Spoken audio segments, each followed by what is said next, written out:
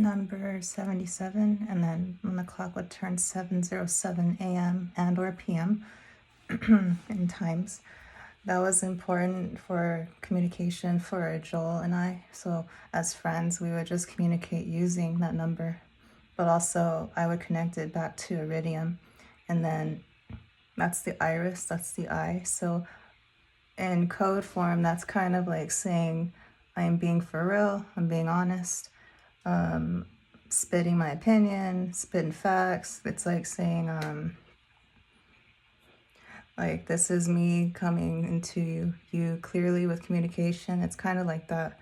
So I was always using it, and it was kind of like to maintain integrity. But then when Shelley Duvall passed away, I stopped using the time and to send them communication.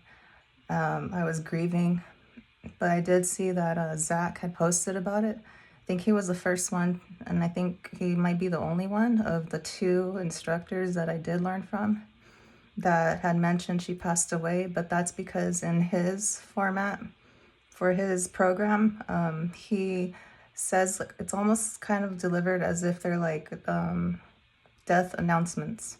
So it's good because he helps relieve. And I don't know if anyone's ever told you this, Zach. Thank you. I feel like you do a good job. I think that it helps people the way you say the people that have been like known as like in the spotlights for like sports, especially when they pass away. I feel he helps men and women process grief and death. And that's something I don't really see with Logan on his program.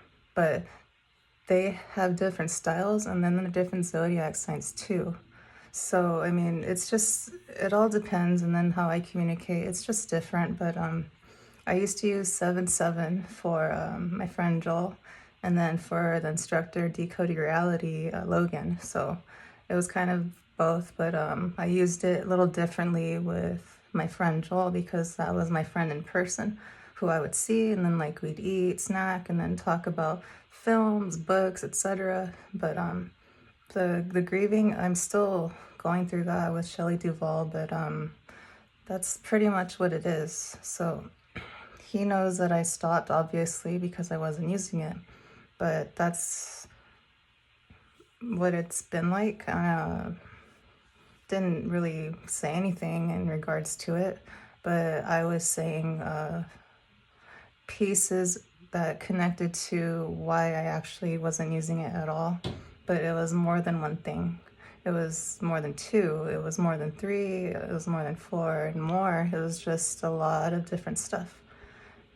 And not people per se. It's grieving of like the story is like, it's the first film where my parents went on their first date. So that was in the 80s. And then the book is older than the movie.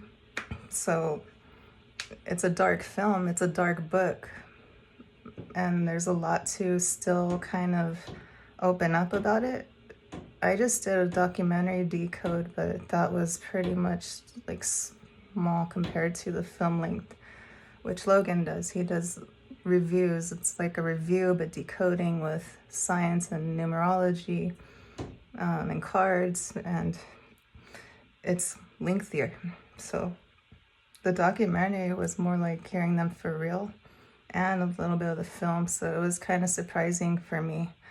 And it was sad, and I cried a lot, basically. That's what I've been doing is I get all emotional about Shelley Duvall and then Kubrick and then his work. I don't know if everybody feels this, but I also told my friend Joel that it feels like you can feel Stanley Kubrick's work through his film, through even still shots of his work. So like the photos of everything behind the scenes and on the sets of films.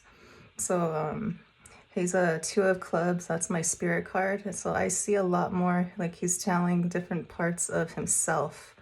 And then it kind of feels like you could see it in the characters. They're different parts of his story.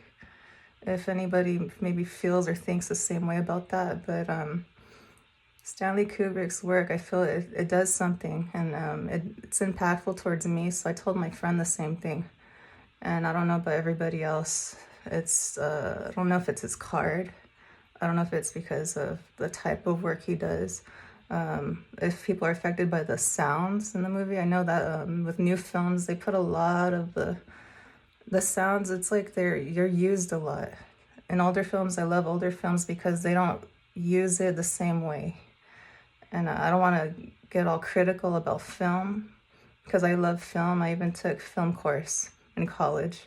So I don't want to say anything really horrible when it's just an opinion about a film, but for me, it's just Kubrick. Just if you just look at even still shots of the film, just see if you feel something different or your brain, then you start thinking something different.